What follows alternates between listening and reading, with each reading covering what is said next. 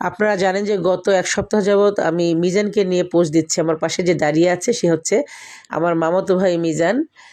সে এখন আমার আইডিতে ভাইরাল হয়ে, আর পাশে আছে মিজানের ওয়াইফ মুক্তা। তো বিয়ের পরে বউ নিতে আসে না, সেই বউ নিতে এসেছি, মুক্তাকে নিতে এসেছি। তো মুক্তাকে নিতে এসে ওদের এই গ্রাম দেখে আমার এত ভালো লেগেছে। গ্রামের সবুজ প্রকৃতি আমার হৃদয় কেড়েছে।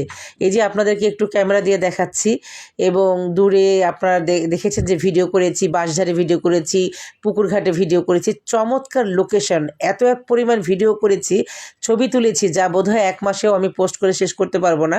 তবে সত্যি কথা যেটা হচ্ছে, মিজানের শ্বশুরবাড়িতে এসে আমার ভীষণ ভালো লেগেছে। মিজানকে অসংখ্য ধন্যবাদ যে এমন চমৎকার একটা গ্রামে একটা মিষ্টি মেয়েকে সে বিয়ে করেছে, এবং মিষ্টি মেয়ে মুক্তাকে আমরা আমাদের বাড়ির বউ হিসেবে পেয়েছি। এটা আমার ভীষণ আনন্দের একটা বিষয়, এবং আমরা মুক্তাদের বাসায় বেড়াতে এসে অনেক আনন্দ করেছি, অনেক মজা করেছি, যে স্মৃতিটা দীর্ঘদিন আমার মনের মধ্যে থাকবে।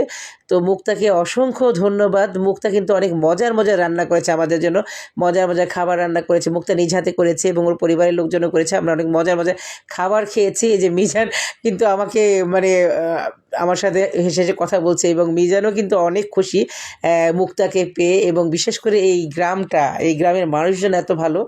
আর মুক্তা হচ্ছে প্রচণ্ড রকম কোমলমতি একটা মিষ্টি মেয়ে, ভীষণ ভালো একটা মেয়ে। আমি আমার ভাইয়ের বউ এবং ভাইকে দোয়া করে দিচ্ছি, আপনারা সবাই ওদের জন্য দোয়া করবেন।